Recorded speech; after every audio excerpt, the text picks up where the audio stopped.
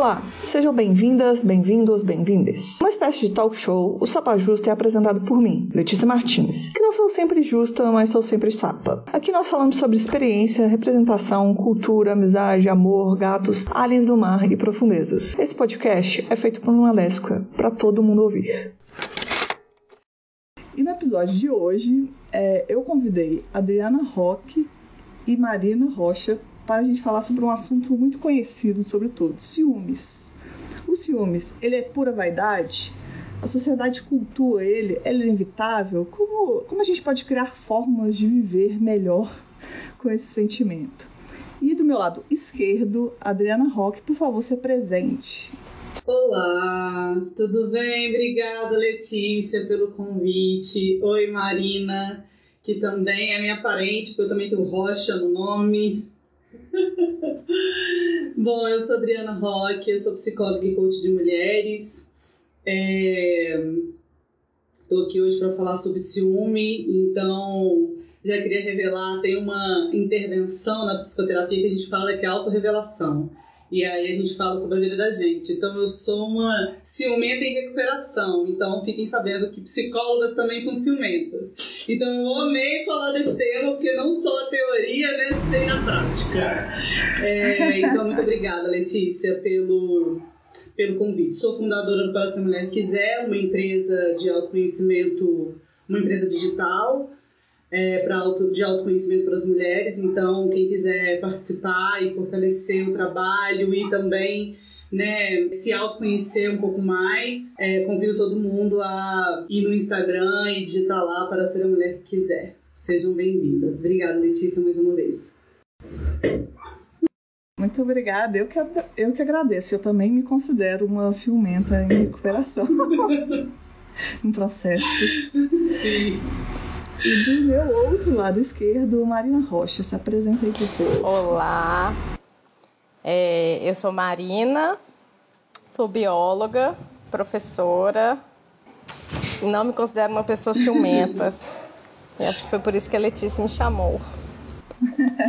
E atualmente eu tento ver os relacionamentos por um viés não monogâmico. Então o ciúme é um tema bem recorrente, assim. Eu achei que seria interessante, né? Porque outro dia eu vi a Marina postando nos stories aí uns argumentos que, assim, eu particularmente concordo. Eu acho que na teoria eu acho que são muito válidos, né? Eu não sei se na prática ainda estou pronta. Mas a ideia desse podcast, inclusive, foi porque eu gosto de ler e escutar podcasts sobre essas questões de relação não monogâmica, porque eu acho que tem muito a ver com o feminismo, essa coisa de o lugar da mulher na relação e todas essas coisas. Só que também, muitas das vezes, as pessoas falam, acham que a pessoa não monogâmica já não tem ciúme, né? Então, acho que para iniciar essa conversa, acho que a gente tem que, nessa conversa que eu pretendo fazer em outros podcasts, acho que a gente podia falar do famoso, muito querido, muito odiado, o ciúme. Eu conversando com a Adriana, por exemplo, a gente já começou a pensar no que a gente podia falar, e a Adriana deu um inicial de conversa que eu achei muito interessante, né? A gente pensar o que é por trás, né? Como é que é a vida dessa pessoa ciumenta, né? O que ela experimenta, antes da gente ir para outro caminho, é bom entender o terreno, né? Sim. Você puder falar um pouquinho, Adriana? Letícia, acho que é muito, muito importante, assim, né? Quando a gente fala sobre isso, sempre tem a história daquele indivíduo, né?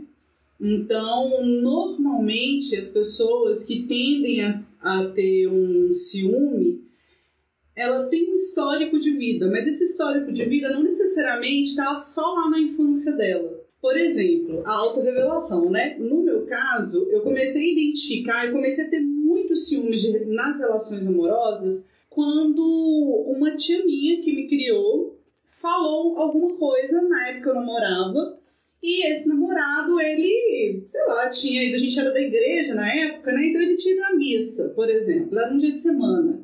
E eu não sabia, né, assim, muito o que ele estava fazendo, se ele tinha ido à missa mesmo, e eu estava tranquila na minha casa. Quando a minha tia falou assim, mas onde está fulano? Eu falei assim, sei lá, deve estar na missa. E ela, mas como você você tem certeza? E se ele fizer tal coisa?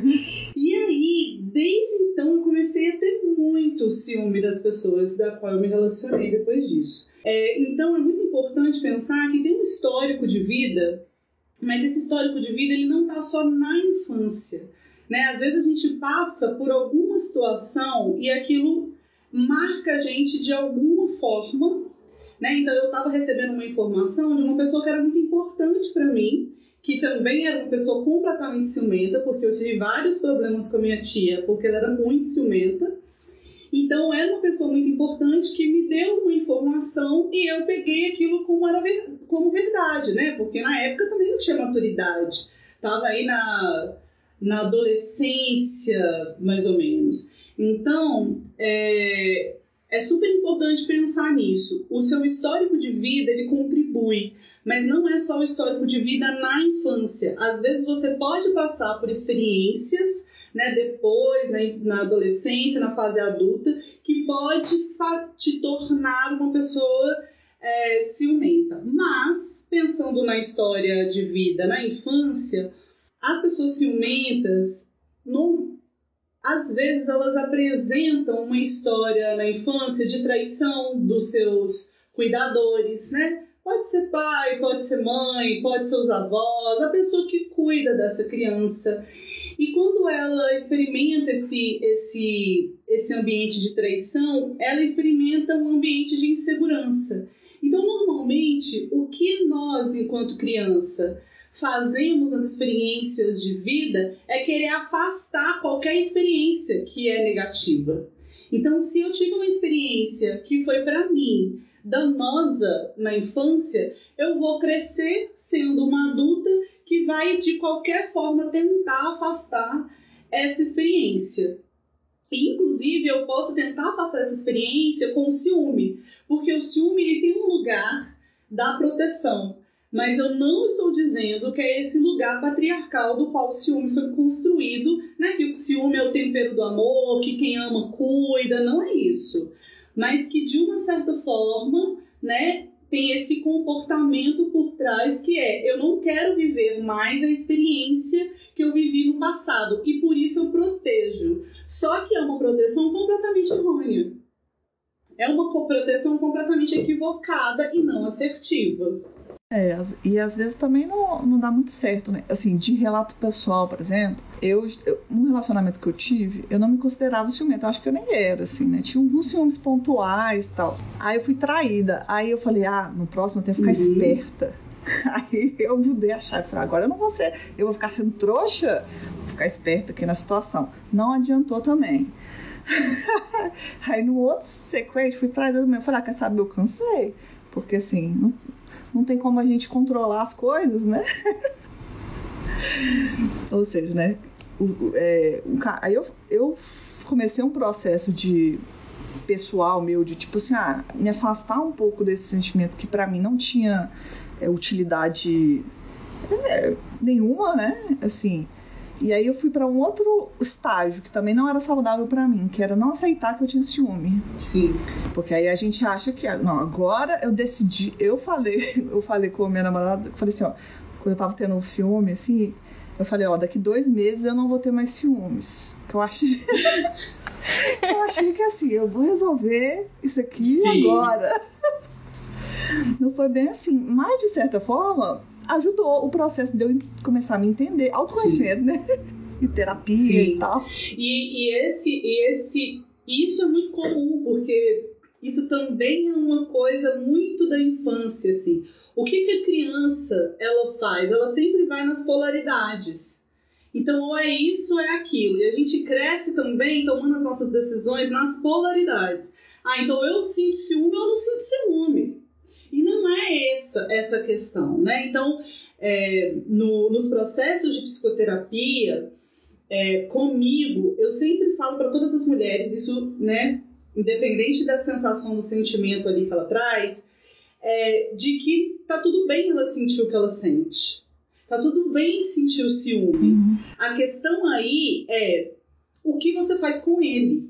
Porque se você tampa o ciúme e não faz, inclusive, um processo de autoconhecimento, isso vai estourar lá na frente. É como se você fosse uma panela de pressão e você coloca o fogo baixo. Né? Vai demorar muito a pegar pressão? Vai. Só que uma hora a coisa também vai estourar. Né? Nem que seja em você mesmo. Você não necessariamente também vai ser com o outro. Então é super importante pensar também nisso. Assim, tá tudo bem sentir ciúme. A questão é, o que você faz com isso? Qual é a medida de ciúme que você tem? Né? Você é a pessoa que explode? Você é a pessoa que está sempre cobrando o outro? Você é a pessoa que pune o outro? Você é a pessoa que fica engolindo tudo ali, como se tudo estivesse bem, mas lá na frente você está cobrando uma coisa que nem faz muito sentido, porque as confusões elas vão acontecendo também no ciúme. Então a questão é, sentir, tá tudo certo, não tem problema, a gente não precisa demonizar o ciúme. A questão é, qual que é a nossa ação? E a gente precisa ter esse protagonismo, esse acreditar de que nós somos seres que pensamos sobre o nosso pensamento.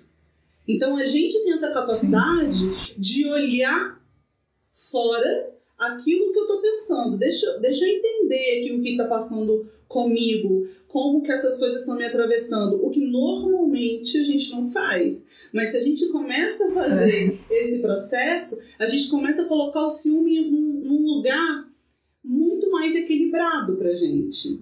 Eu fui perguntar para alguns amigos, né? Fiz até uma enquete no Instagram lá. Tipo, a pergunta é simples, né? Sem muito aprofundamento. Você é ciumento, né? Se você se considera uma pessoa ciumenta. E tem amigos meus que responderam coisas tipo assim, não, porque senão é bazuca na cabeça da pessoa. E eu fiquei assim, gente, você tá muito fora do normal.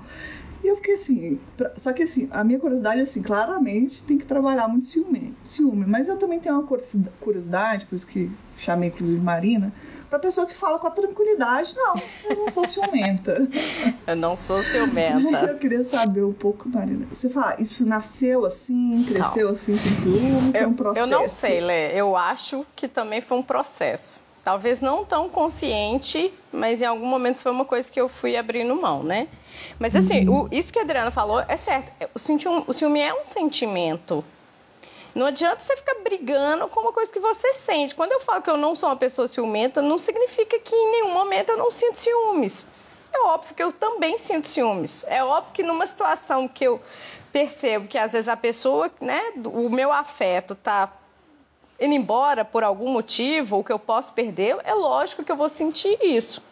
Agora, né, a briga, assim, quando eu também, o que eu vou fazer com isso é importante, né? O que cada pessoa vai resolver fazer com aquele sentimento.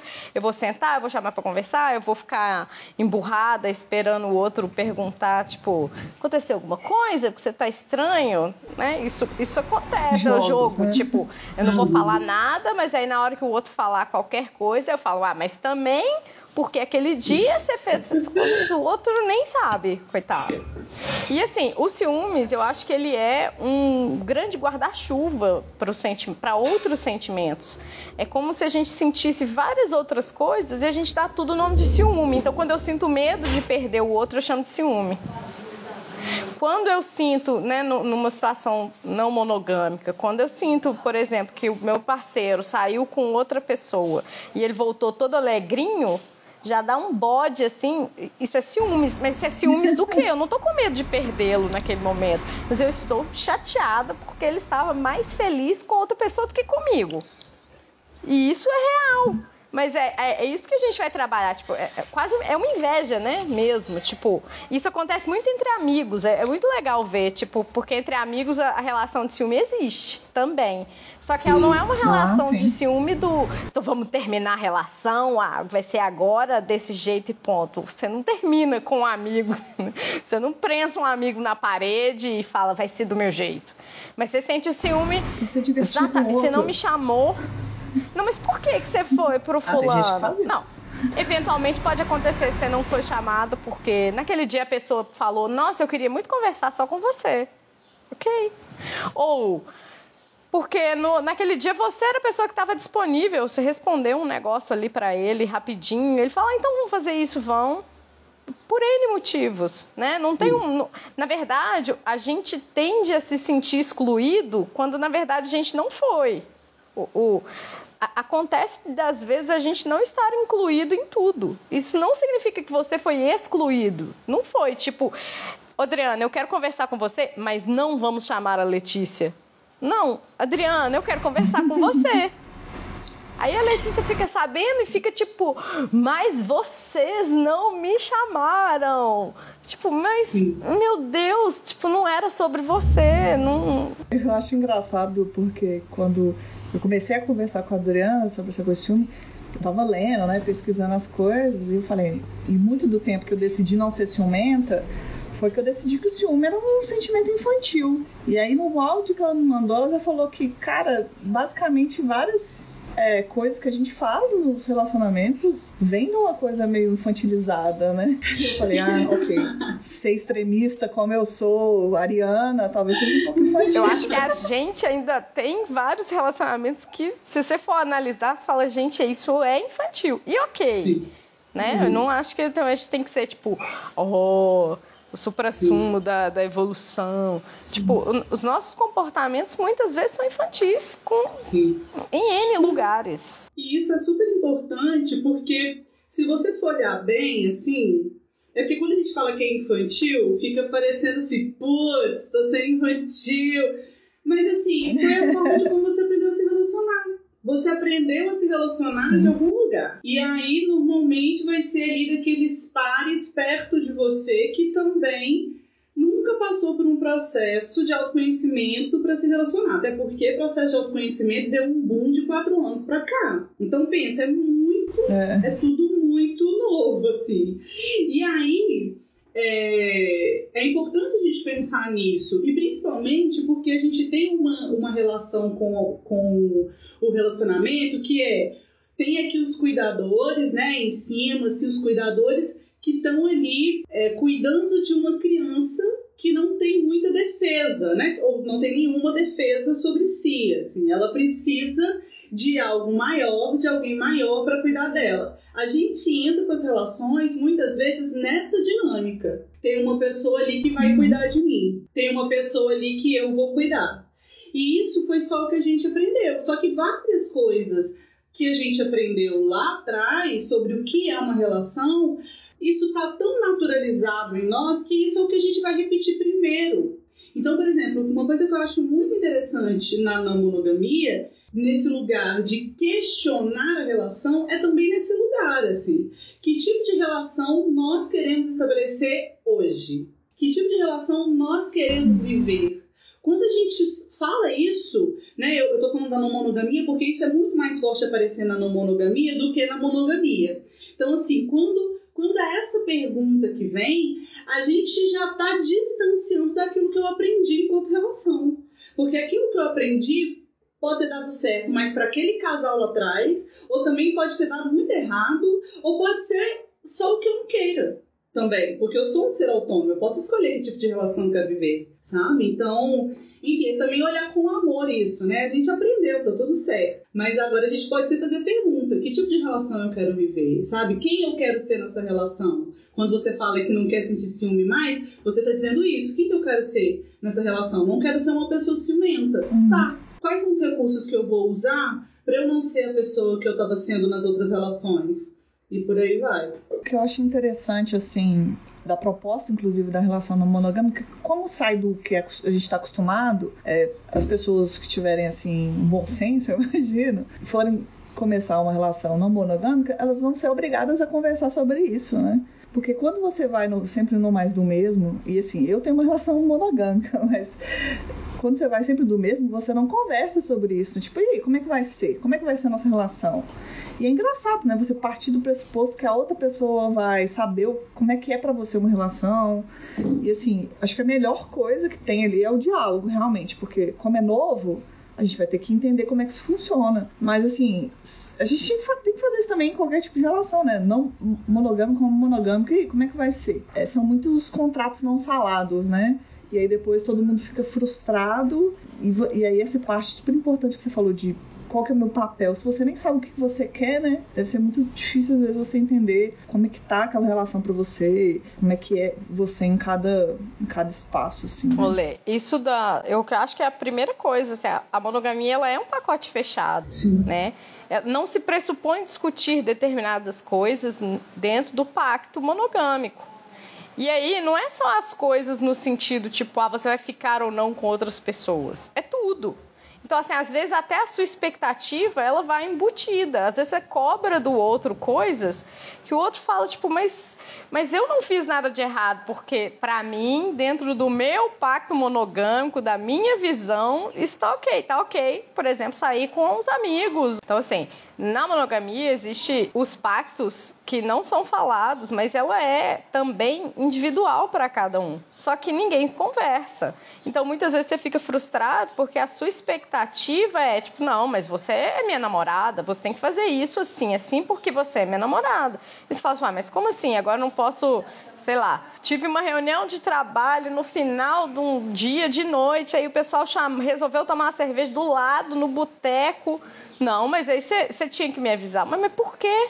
Se eu ia voltar para minha casa logo depois, hoje não é um dia que eu encontro você, etc. Não, mas você tinha que me avisar porque você é minha namorada. Então, essas noções das regras na monogamia, elas também não estão explícitas para todo mundo. Elas não estão colocadas. Cada um tem a sua monogamia. E o que pode fazer dentro da sua monogamia e o que não pode fazer. Fulano acha que namorar é todo domingo ir na casa da mãe. O outro acha que é ver Netflix. Você não conversou sobre isso, vai dar merda, porque você vai ficar chateado, porque o fulano nunca quer ir na casa da mãe almoçar, né? Pra pessoas, tem namoros que são a convivência, enfim. E são as vivências conflitantes, né? Então, se você não conversa sobre, isso vai aparecer em algum momento, assim. E, inclusive, eu tava pensando aqui, como que a gente retorna pra essa infância? Porque o que acontece na nossa infância? Tem os pares lá, e que não precisa ser os nossos pais, não, né? Pode ser tios, pode ser outras pessoas. A gente vê aquelas pessoas funcionando. Funcionando bem ou mal, não sei, mas tá funcionando. E aí, quando a gente vai se relacionar, a gente só vem com essa parte da história. Tipo, se essas duas pessoas funcionavam, então agora que eu tô numa relação, e aí a gente entra nessa relação igual, né, como vocês estão dizendo, com a minha parte do que ia funcionar, mas eu não checo com o outro o que ia funcionar para ele. E às vezes também esse checar ele vai vir também com a convivência. E tá tudo bem, porque não dá para checar tudo nos primeiros encontros ou nos primeiros meses de relacionamento, né? Então, porque às vezes, mas terminei, não vi isso antes. Não vai ver, gente. Não adianta, não vai ver, porque tem coisas que é com a convivência. O ciúme, inclusive, ele é uma coisa que pode vir depois.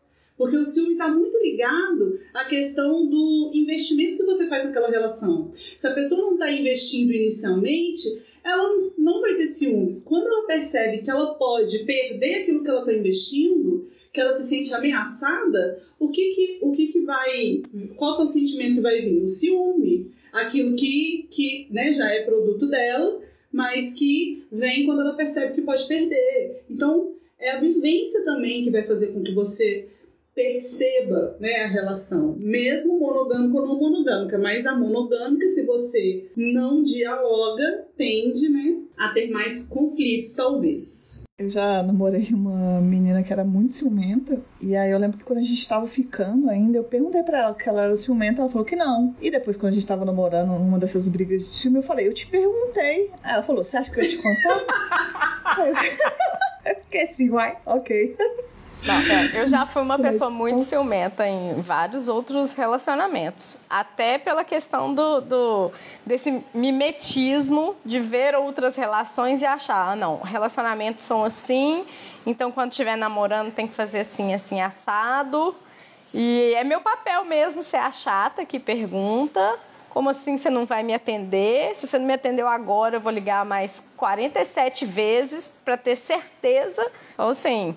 Eu acho que influencia um pouco, assim, né? Eu não tenho formação para falar isso, mas por experiência. As pessoas com quem eu me relacionava influenciavam, assim, diretamente o meu nível de ciúme. Porque tem gente que tá assim... Você fala, tô com ciúme disso. E tem gente que tá disposta a conversar com você, entender e tal. E aí depois você fala assim, que bom que eu conversei sobre isso. Tem gente que você fala, estou com ciúme. A pessoa, então peraí que a gente vai aumentar isso aqui, que isso aqui vai ficar bom pro meu lado. E aí, minha filha, nossa senhora, o negócio descamba pra um lado. Porque o ciúme, ele é valorizado, né? Ele é uma moeda de amor, digamos assim. Em vários contextos monogâmicos, o não ter ciúme é considerado indiferença, né?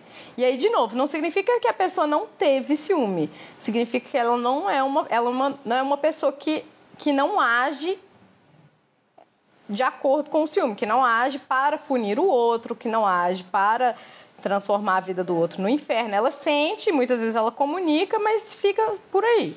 Mas é uma coisa valorizada. A gente vê isso em novela o tempo todo. Fazer o jogo, fazer a chantagem. Então, assim, na não monogamia, a gente tende a não valorizar o ciúme como afeto. Então, assim, vai existir? Vai. Mas ele não vai ser valorizado da mesma forma, né? Ele não é expressão de amor. Tipo assim, você ter ciúmes não significa que você gosta, que você tá mostrando que gosta mais de mim. Isso pra mim é tipo, velho, você tem ciúmes. Você precisa separar isso. Se você gosta de mim, é uma coisa. Você tem ciúmes, é outra coisa. E quando você expressar seus ciúmes, eu não vou me sentir mais gostada, digamos assim. Né? E aí, a outra coisa que a gente pensa muito é tipo... e aí tem discussões mais abrangentes, né, dentro da não monogamia, que é o ciúme como forma de controle das pessoas, né? Eu quero controlar o meu parceiro e aí muitas vezes eu controlo por forma de ciúmes. E muitas vezes ele não precisa ser o ciúme explícito, tipo, a coisa aconteceu para eu ter ciúme. Eu tenho ciúme da ideia, né? Eu sequer permito determinadas conversas, essa conversa não, né? Esse assunto eu não vou entrar e eu quero controlar, eu quero exercer poder. Você é uma propriedade. E vocês já se sentiram na situação da outra pessoa sentir ciúme de você e você se sentir bem com isso? Honestamente? Honestamente, já algumas vezes, né? Ninguém fala, não vou ser a louca que fala, tipo... Principalmente quando é uma coisa mais que tá começando, ou alguém que não te deu muita bola, e aí você fala, pô, beleza, né? A pessoa não tá na minha e tal, e aí acontece alguma coisa, você vê que o outro ficou com ciúme, você fala, olha... Até ficou com ciúme, que bonitinho. Mas de forma geral, eu já tenho a maturidade para olhar e falar, olha, ficou com ciúme só porque achou que ia perder. Porque teve N outros momentos para mostrar que estava interessado e não mostrou. Aí o único momento em que esse interesse aparece é no momento de perda. Tipo, agora eu tenho certeza que eu era um objetinho bonitinho, sim, mas... Né? Eu não sou uma pessoa de interesse, porque nunca vem. Aí só vem no momento que tá para perder. Então, na verdade, você não quer se relacionar comigo. Sim. Você não quer perder aquela fonte de atenção gratuita que tem ali. Aquela coisa, tipo... Às vezes você nem tem contato, né? Mas você pensa assim lá, bota a mãozinha para trás e fala... Mas o fulano gosta de mim. Tipo, tem nada na vida. Tô todo cagado. Mas pelo menos o fulano gosta de mim. Aí você vê que o fulano tá fazendo outra coisa e fala, opa, peraí, fulano. Você... Não vai. Mas de forma geral, eu sinto bem mal, cara. Quando alguém fala, tipo assim, nossa, eu fiquei com ciúme, pra mim já me dá uma sensação, tipo... Eu não quero ser controlada. Tipo, eu detesto que tentem me controlar, me podar. E, normalmente eu já tendo a, tipo, que droga. A gente tem que trabalhar esse negócio aí, porque eu não gosto dele também, não. Sim. Nossa, e é bem isso que você falou, né? Assim, é uma massagem no ego mesmo, né? Quando você... E isso é uma coisa que eu acho que tem pouca coisa sendo falado, que é qual é o gosto daquela pessoa que incita o ciúme. Porque eu já tive em relações onde, por exemplo, hoje eu tô numa relação onde a minha esposa, por exemplo, ela não é uma pessoa que incita o ciúme e que, inclusive, está muito disposta a conversar. e que tem comportamentos muito tranquilos em relação a entender que eu sou uma pessoa ciumenta e ela, por ela, faz movimentos de diálogo sem eu precisar falar nada, assim. Agora, eu já tive em outras relações onde o ciúme, ele era legal, né? Porque vinha para aquela pessoa num contexto de... É esse lugar que a Marina falou, né? Tipo assim, o ciúme que é confundido com amor, com cuidado. Tipo assim, realmente ela me ama. Só que a própria pessoa, eu no caso, né, que sentia ciúmes, ele é completamente danoso também para quem sente. Porque a nossa insegurança só aumenta, a nossa comunicação, ela é péssima, tudo que a gente faz... no final das contas a gente está se sentindo culpada porque não foi assertiva. Então isso só vai minando também a gente como pessoa. Lógico que pensar numa relação, né, nessas duas em especial que eu estou trazendo, que teve uma distância aí de anos, não é importante, né, colocar que dentro disso eu fiz também um processo de autoconhecimento. Então, por mais que eu tenha ciúme hoje, eu não faço, por exemplo, uma cena que eu fazia antes. E aí eu fazia antes somado ao meu parceiro anterior incitar os ciúmes. E aí isso faz muita diferença. Você escolher, e isso é muito importante, tá, gente? Você pode e deve escolher o parceiro e a parceira que você quer do seu lado, sabe? Você escolher a sua parceira é uma coisa, é um ponto muito importante. Ele não é o único, porque você tem que lidar com o ciúme, mas ele é muito importante para você também não ficar ali sendo incitado a todo momento, sabe? Aí você pega no momento, a pessoa te pega no momento onde você tá vulnerável, aí vem o ciúme de novo, sabe? Então, é muito importante também pensar por esse lado, assim. E quem está numa relação com uma pessoa ciumenta, você incita ou não esse ciúme, sabe? Qual que é a sua responsabilidade aí? Porque se você incitar também, é um ponto a se pensar, sabe? É um processo de psicoterapia para fazer. Eu acho esse ponto interessante, Adriana, porque a gente escuta, e eu já repeti muito isso no passado, falar que tem o famoso dedo podre, né? Mas eu acho que, tipo assim, de certa forma, eu tive alguns relacionamentos que foram um pouco conturbados, mas eu permiti que essas pessoas ficassem na minha vida. Eu entendia que conflito não no sentido bom de vamos resolver as coisas, mas no conflito tenebroso de dramas e tudo, era uma forma de amor. Então eu achava que aquilo era o único jeito. E esse ponto que você falou, tipo, você deve escolher sua parceira e seu parceiro, eu acho que é essencial, porque você conhecer uma pessoa e falar, cara, essa pessoa me deixa ansiosa, parece que ela vê que quando eu tô com ciúme, me provoca, não no sentido de, deixar claro, as pessoas não são posses, né, eu não concordo com nada disso, mas tem gente que vai alimentar aquilo de uma forma que não é saudável, que é diferente de você achar que uma pessoa ir numa festa sem você alimentar isso, né, tem que estar bem claro que as pessoas têm vidas particulares, independente das relações que elas têm. Eu acho que ciúme já é um sentimento muito desconfortável de sentir, sabe? E ele já é natural, assim, ele existe. Ele está dentro da nossa cartela de emoções e sentimentos. Então, em algum momento, você vai trombar com ele. E ele é uma coisa ruim de se sentir. Agora, estar com alguém que queira me fazer senti-lo frequentemente, isso para mim eu realmente, eu paro num ponto que a coisa fica muito preto ou branco. É só assim, você quer ou não quer se relacionar comigo? Tem que ser mais simples. Porque se você quer e eu tô falando que quero, você tem que ter a confiança de acreditar que eu tô. Porque senão também, para que você tá aqui? Né? Eu infelizmente ou felizmente, não sei, é o jeito que eu consigo levar os meus relacionamentos. Em algum momento eles param assim... Porque o fulano tá falando, por que aquele dia, naquele lugar, assim, eu falo, velho, é muito simples a questão, ela é muito reduzida, é só você quer não e você confia sim ou não. E assim, eu realmente não consigo conceber pessoas que queiram trazer o ciúme pra dentro da relação, porque é horrível de sentir. Eu acho que às vezes também, assim, não uma pessoa que faz isso um hábito, né, mas acho que relatos pessoais também, às vezes alguma coisa não tá bem, né? você não identificou aquilo e você tá, ou às vezes tá achando, nossa, esse relacionamento tá de mal a pior, alguma coisa assim. Ou você tá insegura, ou assim, N motivos podem ser. Você falar, o que eu vou caçar? Vou caçar um confusão aqui, né? Eu acho que a gente faz isso. Ok, a gente faz isso às vezes, sim. Eu vou caçar uma coisa que, óbvio que a gente fazer coisas não podem gerar isso um comportamento aceitável sempre, né? Mas é porque uma coisa que a Adriana falou que eu acho importante a gente pensar que quem faz também, por que tá fazendo, né? Se você não quer ser essa pessoa, tudo bem, às vezes a gente faz essas coisas, mas por que a gente tá fazendo isso, né?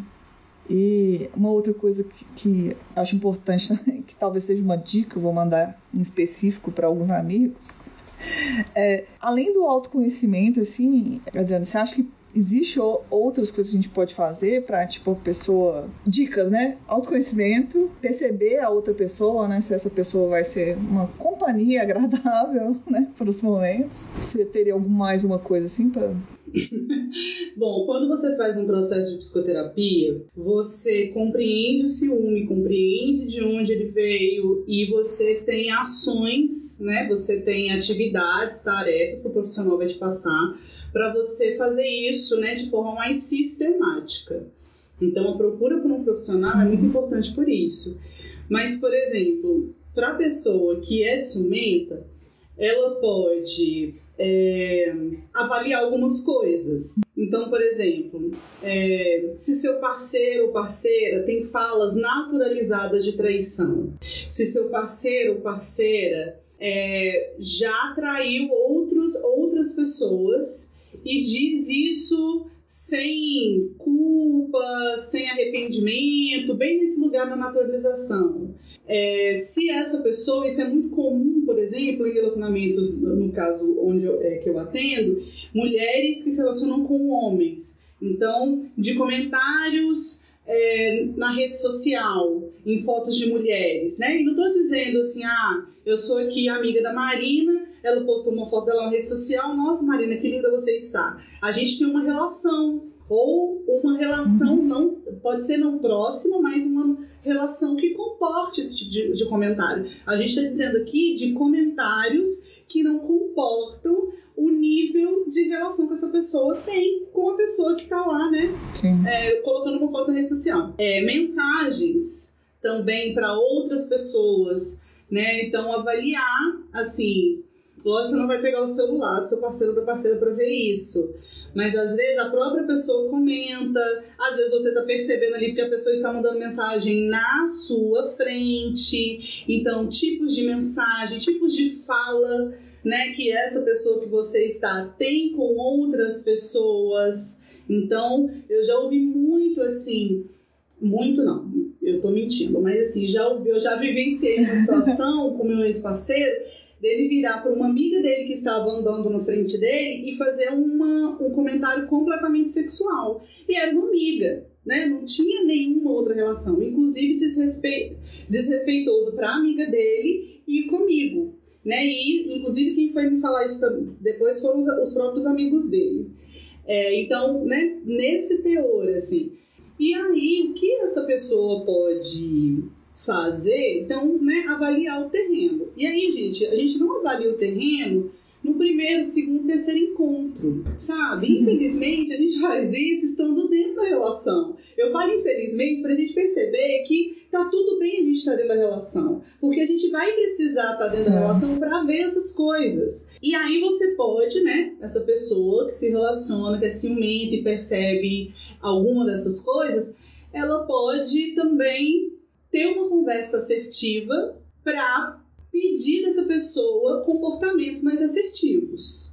Então, isso também pode ser feito, né? Então, vamos pensar que essa pessoa, tipo, nossa, é mesmo, tô sendo péssimo, tô sendo péssima aqui, vou melhorar porque isso não tá sendo legal para nossa relação. E essa pessoa começar a ter comportamentos mais assertivos. Pode comentar fotos de mulheres, fotos de homens, pode mandar mensagem, pode, mas qual é sempre o teor e com qual finalidade, né, isso está sendo mandado. Então, avaliar se o terreno, isso tudo eu estou falando para avaliar se o terreno é de fato ameaçador. Porque para o ciumento tudo é ameaçador. E aí vira, né, coloca qualquer coisa dentro do liquidificador e fica lá uma bagunça. E às vezes o terreno não é ameaçador. Então se olhar mesmo assim, ok, eu consumo aqui, o terreno ele é ameaçador? O que tem aqui que de fato me mostra que esse terreno ele é ameaçador? Então acho que é umas estratégias possíveis, mas que não substitui a psicoterapia. Sempre fazer terapia, tá, gente? Eu acho, a parte que você falou me pegou muito, porque assim, um antigo relacionamento que eu tive, eu fiquei um tempo com essa menina. E assim, uma parte de mim assim, observava algumas coisas que era, tipo assim, um pouco suspeitas de comportamentos, né? E assim quando a gente ficou um bom tempo, né? E aí é engraçado, né? Porque minha namorada mesmo fala isso. As pessoas, todo mundo já teve relação não monogâmica, né? Só que chama ficar. Todo mundo já teve. Nesse momento tá ok. Então quando você tá no ficar, você acha que você tá conhecendo a pessoa. Mas muitas vezes você não tá. Porque aí quando você vira a chave do namoro, as coisas transformam de outra maneira. E essa namorada que eu tive em específico, assim que comecei a namorar, eu comecei a ver vários casos de que ela tinha traído. E assim, não é caso tipo assim, traí, terminei. Caso tipo assim, vou numa formatura, traí, vou não sei o que. Era muito caso. E aí eu fiquei assim, assustadíssima. E aí na minha cabeça, mas eu já tô aqui, né? Como se eu não pudesse sair. E outra coisa, eu caí no conto do tipo, com você vai ser diferente, com você eu não vou trair. Eu caí nessa também. Não foi isso que aconteceu. Você não é todo mundo, né? A infância, mas você não é todo mundo, não vai acontecer com você. Você não é todo mundo. Não, assim, a prepotência de achar, né, que você vai mudar outra pessoa. É esse lugar mesmo, né? Da gente ser acreditada que o outro vai mudar. E eu sempre falo, gente, vai mudar? Vai mudar. Mas você quer esperar quanto tempo, sabe? Pode mudar? Pode mudar, mas você quer esperar quanto tempo? Será que não é mais feliz você sair dessa relação e viver uma outra relação onde outra pessoa esteja mais preparada, sabe? Ou mais afim? Sim, as pessoas mudam, mas mudam por elas mesmas, por ações delas e não por outra pessoa, né? Influenciando. Então, um aviso, né, gente? Se já tiver, você pode sair. Não é porque você começou que você não pode. Eu achei que não podia. E não, eu acho que até antes as pessoas mudam, as pessoas, você comentou isso antes, as pessoas têm uma vida que é anterior e que é só delas. E que a gente não acessa. Muitas vezes nem no namoro, muitas vezes, sei lá, num casamento de muitos anos ainda tem aquele lugar que você não vai acessar do outro. Sim. E eu vejo às vezes o ciúme aparecendo aí, quando a pessoa projeta que ela já te conhece, né? E ela já prevê todas as suas ações. Então assim, a Marina é assim, ela gosta de tal e tal coisa, ela vai nesses lugares... Esses aqui são os amigos que ela liga mais, então beleza. E aí na hora que você sai do script, entre aspas, porque você é muito maior, a pessoa já, tipo, ai meu Deus, como assim você tá fazendo isso? Você não fazia isso antes. Aí eu falo, antes de quando? Bem, antes de 3 meses, antes 1 ano, tipo... Você só não pegou um dia em que isso aconteceu. Então assim... Tem um componente que é a vida do outro, ela é muito mais rica do que o que a gente vai conhecer dentro do relacionamento. Ela é muito mais ampla. E aí, muitas vezes, o ciúme vem dessa coisa do tipo, mas eu nunca vou conhecer a outra pessoa toda. Não vai. E ela ainda pode mudar. Nunca vai controlar, né? Não, e menos ainda controlar. Nem conhecer, que dirá controlar. Vocês estavam aí relatando os casos e eu aqui pensando que, poxa, eu era a pessoa que traía sempre. E por isso, em algum momento, mas é verdade, né? Não, mas era verdade. Não era a pessoa que saía, tipo, vou numa formatura, vou trair. Não era. Normalmente, as minhas traições já eram tipo, pontuando mesmo o fim do rompimento, né, do acordo. Então, assim, eu já tô de saco cheio, mas eu não consigo terminar, e aí acabava aparecendo uma outra pessoa, e era aquela coisa, o término de um era encavalado com o início do outro. Normalmente eram assim, mas eu era a pessoa que traía, verdade. Né? E era por isso também que em algum momento eu falei, tipo assim, cara, eu não quero ser a pessoa que trai. Então, beleza, eu não vou trair os próximos relacionamentos. Quando eu bati o pé que eu não vou trair. Beleza, não traí, mas chegou uma hora que eu falei assim, olha, a gente precisa resolver, porque também não tá bom. E antes eu resolvia isso de outro jeito, dava uma escapulida, e a escapulida muitas vezes era para sentir outras coisas e falar, preciso me encontrar aqui. Agora que eu falei, eu não vou trair, mas então vamos resolver nós dois, que tá meio ruim. Sim. E eu também falei assim, olha, eu também acho que eu não vejo problemas em sentir desejo, então eu não quero um relacionamento monogâmico por isso. Porque o autoconhecimento vai entender o que funciona, né, pra você, né? Sim, com certeza. Não... Mas aí é isso, tipo... Se for ciumento, não namora Marina, hein, gente? Não, e nem monogâmico, né? Exatamente, foi um ponto muito importante que eu penso da monogamia na monogamia gente, não monogâmicos, se não querem, vocês podem ressignificar na monogamia, mas se vocês não são dispostos a ser não monogâmicos, não namorem pessoas não monogâmicas. E pessoas não monogâmicas não tentem fazer com que o monogâmico mude de ideia. Porque é muito cruel. É importante. É muito cruel. É uma relação também que não vai ser feliz, né? E o contrário acontece muito também. Tipo, você...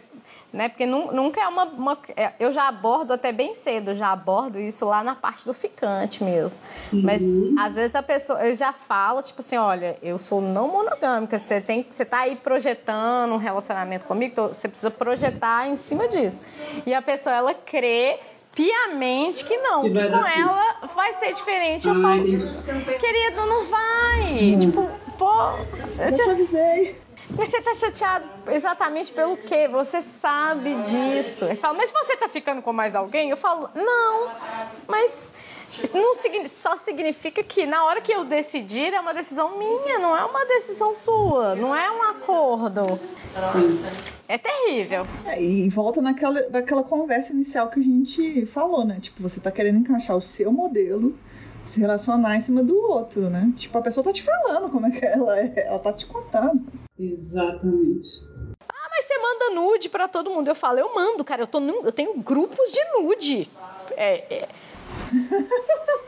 Você vai sentir ciúme disso? Então, assim, você precisa entender, você vai sentir ciúme disso? Porque quando você me conheceu, você já via que eu postava nudes em vários lugares. Você já via uns que apareciam no Instagram, eu já mandava pra você. Ah, mas você não manda só pra mim. Eu falo, mas é um nude, isso não é uma prova de amor. Você quer exclusividade até num nude? Tipo, meu, não mandei pra você, não, postei na internet. Tipo... E as pessoas, elas também, é um trem muito doido, né? Porque uma amiga minha, em específico, é super expansiva, é super comunicativa e tudo. Eu acho que ela é mais viciada em beijar do que trair, assim. Mas não que... Ela já teve relacionamentos que ela não traiu e tudo, mas assim... A pessoa conheceu ela assim, a pessoa mais popular de tudo e tal, conversava com todo mundo. Quando começou a namorar, falou assim, pô, tipo, você podia ser menos você, né? E aí eu acho complicado, né? Porque, poxa, você se apaixonou pela ideia da pessoa, por aquela pessoa dentro de uma caixa, como é que é? A gente tem que ser mais honestos, assim, porque é complicado quando você exige isso de outra pessoa, né? Eu sempre faço o exercício de tentar ser uma pessoa menos ciumenta, porque já me fez muito mal. Porque eu acho que o ciúme ligado à posse é prejudicial em muitas maneiras, né? A história do ciúme, eu estava escutando aquele podcast Praia dos Ossos. Quem gosta de podcast Sim. É muito bom. Que é uma história sobre um feminicídio, né? E a base de defesa era a justificativa da honra, sabe? Então eu gosto de afastar muito daquilo. Mas eu também procuro entender que como eu criei, como as coisas ficaram, como minha vida me for, até hoje eu sou uma pessoa monogâmica. E de que forma que eu vou viver isso de uma forma mais saudável? Eu não tenho que dizer o que é certo, o que é errado, e a gente não tem que fazer isso com outras pessoas. Então a Marina tem a forma dela se relacionar. A pessoa que quer se relacionar tem que se relacionar com a Marina, não com a ideia do que ela criou, né? Sim. E muitas vezes a gente tem muita essa coisa da expectativa, né? Mas eu penso, em alguns estudos que eu já li, a pessoa não nem se apaixona necessariamente pela ideia, ela se apaixona de fato por aquilo que aquela pessoa está mostrando. Só que ela não consegue bancar isso depois. Então ela de fato pode ter se apaixonado pela mulher popular e que legal, eu tenho uma mulher massa, popular, e que conversa com todo mundo. Só que na página 2, eu não consigo sustentar a minha insegurança, né? Eu não consigo sustentar quem eu sou. E aí, se eu não consigo segurar a minha insegurança, eu começo a fazer as cobranças pro outro que eu me apaixonei. Mas eu começo, porque sou eu, não é o outro. Sim. E aí tende ao fracasso. Vertiginosamente. E aí, desses relacionamentos que eu tive mais recentes, vários tiveram problemas de ciúmes específicos com amigos. E aí a pessoa fala assim, mas você já ficou com esse amigo seu? Eu falo, já fiquei com ele há 7 anos atrás, né? Eu nunca nem namorei com ele, tipo, eu fiquei com ele algumas vezes, sei lá, 3 vezes, 4 vezes, foi pouco, não foi um negócio que no total deu 1 mês de relação. Então, não foi uma relação, foi uma coisa, as pessoas ficaram 1, 2 vezes, depois, tipo, ó, não vai rolar, tô vendo suas expectativas aí, não consigo corresponder, mas a gente pode ser amigo, beleza. E a amizade realmente ficou. Vários relacionamentos que terminaram por conta desse amigo específico. E eu falo assim, cara, não faz sentido, mas ele é meu amigo. Tipo, hoje ele é uma pessoa que eu posso ligar, sei lá, porque você foi parar na polícia, eu vou ligar pra ele, até porque é advogado também, né? Mas assim, é uma pessoa que se dispõe a isso, não é dos amigos daqueles tipo super presentes pra falar, tipo, mas a pessoa não sai da sua cola. Não, é uma pessoa até bastante ausente, mas só por saber que você tem amizade com alguém que você já se relacionou alguma vez, não. Como assim? Você não desapega dos seus ex? Eu falei, mas eu nem namorei com ele não é meu ex. Esse aí não sobrevivia um dia no mundo sapatão. Porque, minha filha, não tem escolha. Pois é. Todo mundo é ex, todo mundo. É verdade. Conviva com esse. A gente vai começando a entrar nas singularidades das relações, né? Assim, porque na singularidade das relações, assim, das relações entre mulheres, das relações entre homem e mulher, porque, por exemplo, o rebuceteio funciona. Só que quando é uma mulher bissexual que precisa ser amiga de um cara, temos problemas. Temos não, eu não, mas as mulheres lésbicas têm muitas questões em relação a isso, né? Então, também... E aí entra todo um quesito, né, de bifobia, né? Disfarçada com insegurança e muitas coisas mais bem mal resolvidas, né? Que virou... É um lugar bem espinhoso, né? Porque, assim, isso que você falou é clássico, não? Não, você pode ser amiga da sua ex, mas do seu ex... isso tá pedindo demais, né? E aí entra nesse lugar da Marina, né? Assim, se eu quisesse estar com esse cara, eu tô com ele. Aí a gente vai precisar fazer um outro podcast, né? Porque assim, aí a coisa vai ficando pior, entendeu? Se eu quero um pênis, ok, eu ia procurar um pênis, sabe? Tipo, a coisa vai ficando só delícia. Mas aí, eu não sei se você corta se for para menores de 18 anos o podcast. Não. Mas eu acho que sim, acho que essa conversa entra em caminhos muito mais complexos, né? Porque quando você fala, a gente justifica muito os comportamentos que são agressivos aos outros por conta da nossa insegurança.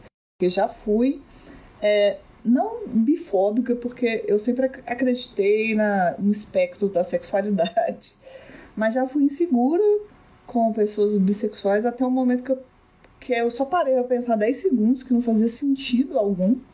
Se você para pra destrinchar de onde vem o seu preconceito mesmo, você vê que você não vai adiante com esse argumento. Mas isso é um fato real que acontece na comunidade. E não é um problema, né, se sentir insegura. E eu entendo, inclusive, essa insegurança, né, com mulheres, em relação a homens, em relação à bissexualidade. Isso não é um problema, assim. Mas a questão mais uma vez, né, qual é o comportamento que vai sendo nutrido, assim. Quantas mulheres bissexuais escutam, nossa, mas eu tô com nojo de você, e essa mulher estava conversando com um amigo, sabe? Então, assim, é isso, faz só pra onde que isso vai, né? Sim, pra onde que isso vai. E aí, de novo, eu acho que o ciúme entra como uma ferramenta de controle, né? Sim. A partir do momento que eu exijo que você, por exemplo, rompa relações com determinadas pessoas, porque elas aparentam uma suposta ameaça, e aí principalmente no caso em que elas não são, né? E aí eu tô colocando assim, você realmente tá honesta naquela relação, Sim. comunicando, Sim. falando, é isso mesmo, é isso que eu quero, beleza. E o outro está usando do ciúme como um elemento para te podar, para falar assim, não, eu quero que você... E aí a minha prova de amor é você romper, né? Porque se você não romper com aquela amizade, então eu não quero mais. Aí você fala assim, tipo, mas... Eu acho que aí cabe também o mesmo conselho para a pessoa que vai ficar atenta e não se relacionar com isso. Você falar, cara, você já se expôs, você já colocou seu ponto.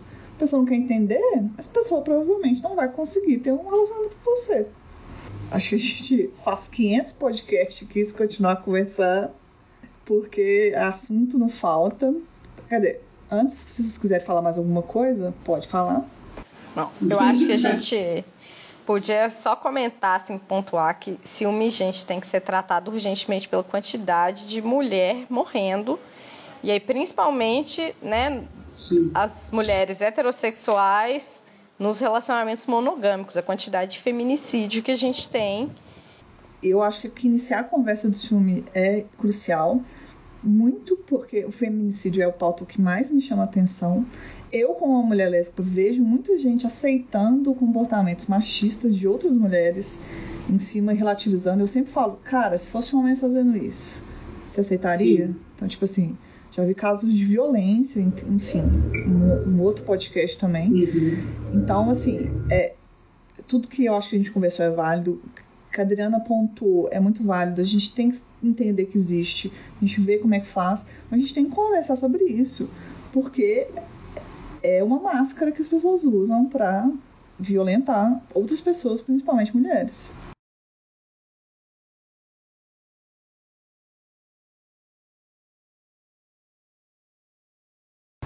Para fechar aqui, eu vou pedir para vocês têm alguma indicação, uma recomendação, um jabá? Adriana, se você tiver aí já em mão, você pode falar pra gente. Eu tenho uma indicação de um livro que chama A Cura do Ciúme, Aprenda a Confiar, Supere a Possessividade, Salve Seu Relacionamento. O nome é bem autoestima. Autoestima não, como fala, gente? Autoajuda. Mas é um livro que é pela psicologia da comportamental, e o autor é ótimo. E ele vai dando várias atividades para você entender em que nível está o seu ciúme, para você entender como é a sua relação consigo, para você compreender qual que é o nível de ação que você tem perante algumas ações, né? Então, é um livro aí que é interessante, inclusive, né, para você voltar um pouco atrás, lá no seu passado, entender o que aconteceu e ir para frente para você trabalhar o seu ciúme. E ele fala muito no livro também que o problema não é o ciúme. O problema, a questão aqui é o que você faz a partir desse sentimento. Então, a gente precisa compreender que nós podemos pensar, né, em relação aos nossos pensamentos. Então, aquilo que eu penso primeiro não é necessariamente a verdade. Eu posso pensar sobre esse pensamento. Então, é super interessante esse livro. Então, para quem quiser como material, tá aí. Gostei, fiquei interessada. E você, Marina, você tem alguma indicação? Eu acompanho alguns Instagrams agora, que é atualmente a minha fonte de leituras maiores mesmo. E a partir do Instagram vai para outras leituras também. Tem o Não Mono em Foco, que é um Instagram sobre não monogamia. E é legal porque, tipo, atualmente a monogamia tá numa pauta meio tipo de hétero topzeira, né? Tipo, hétero branco topzeira. Então, tipo, é mais fácil você ver esse assunto sendo abordado nesse grupo. E esquerdomachos, etc. E assim, tem outras coisas que também tem que ser levado em conta quando você vai falar de não monogamia, porque você tem grupos que foram marginalizados a vida inteira, né? E aí você virar pra pessoa que fala, tipo, você tem que ser não monogâmico, ou experimente a não monogamia pra alguém que a vida inteira tá tentando só ter um relacionamento, e aí o relacionamento ideal, ele ainda é aquele relacionamento romântico, de novela, etc., todo enquadrado, isso é muito problemático, né? Então, o não mono em foco, ele trata também o que a gente chama de não monogamia política, que é você tratar de outros assuntos além da questão do poder ficar com outras pessoas. Isso seria a coisa menor mesmo. E uma outra menina que chama Geni, ela tem um Instagram dela, chama Geni Papos. E ela escreve da perspectiva não monogâmica, mas de uma pessoa que é indígena também. Então ela tem todo um viés anticolonial da monogamia. Então ela vai trazer a monogamia como um fator colonial, porque os índios não necessariamente eram monogâmicos. Essa ideia de estar com uma pessoa, de ter um contrato, isso não existia muito. Era uma coisa mais fluida. Não estou dizendo que era múltiplos parceiros. Estou dizendo que era uma coisa mais fluida. Que não se existia tanto problema em você estar aqui hoje e aí depois, tipo, um mês depois tem outro agrupamento e não tinha aquele sofrimento, tipo, ele me abandonou, vou ficar sozinho, vou sofrer. Não, era uma coisa mais fluida. E ela traz muitas perspectivas, então, da monogamia como uma coisa colonial. E ela vai falar da não monogamia nesse aspecto. E ela traz muitas coisas sobre ciúme. Então, tem vários artigos dela tratando, né, o que é ciúme, essa coisa de posse, a questão da não monogamia ser muito mais uma coisa individual. Tipo, eu que vou dizer sobre o meu corpo e os meus desejos. Não monogamia é não dar o direito ao outro decidir sobre mim primeiro. Entendeu? E essa é bem legal. Eu acho que as leituras não monogâmicas são muito interessantes. Apesar de ser monogâmica, eu gosto bastante de entender esse movimento, ainda mais quando tem essas coisas aqui. Eu mesmo já vou seguir aqui agora. Tem também... Com a fala da Marina, lembrei aqui de um autor, porque também é importante pensar, né? Porque que muitas pessoas negras acabam também não entrando no movimento, porque não é um movimento, né? Mas na relação monogâmica, né? Por uma série de questões, né? Brasil especificamente, mas tem um autor negro, que é o Renato Nogueira. Ele é filósofo e ele tem um livro que chama Por que Amamos? E ele fala sobre as relações monogâmicas e que, né, o continente africano, em vários lugares, a relação monogâmica era completamente comum, né? Porque a relação monogâmica é algo completamente ocidental.